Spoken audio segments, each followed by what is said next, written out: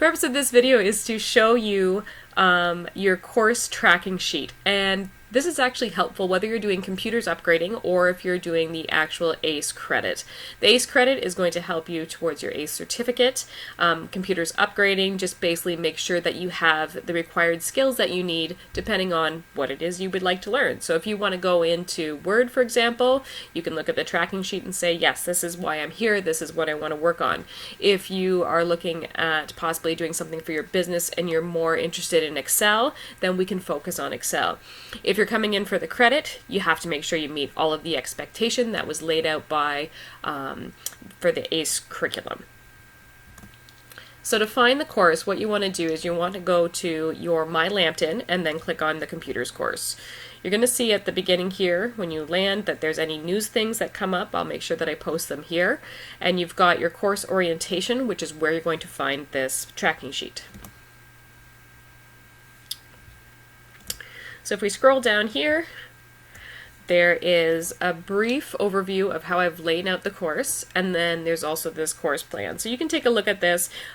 In the email I sent where you found this link, I sent you some of the icons and a little bit of explanation of this as well, but sometimes it's nice to see it online. So if you'd like to, go ahead and click on that. Otherwise, this is where you're going to get your tracking sheet.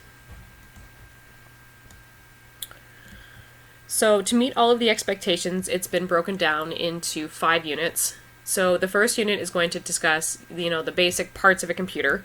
It's also going to look at your operating systems, file management, how to send emails, and how to navigate the internet. So you're going to find as you work through that the topics that you'd find on D2L are going to be listed in bold.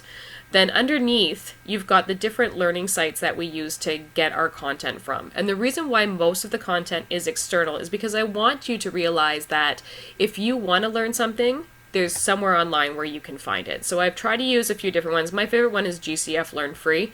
So you're going to notice that one a lot, but I did try to use some of the other ones. For example, I've used Open University and the Learning Portal to teach about search tips and that type of thing.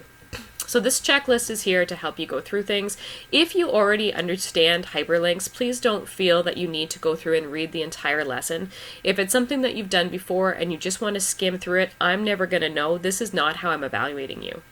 What I'm evaluating you on comes over here. So it's going to come in the form of little quizzes or tests. So you'll see like a T there, or it'll be more of a project or an assignment.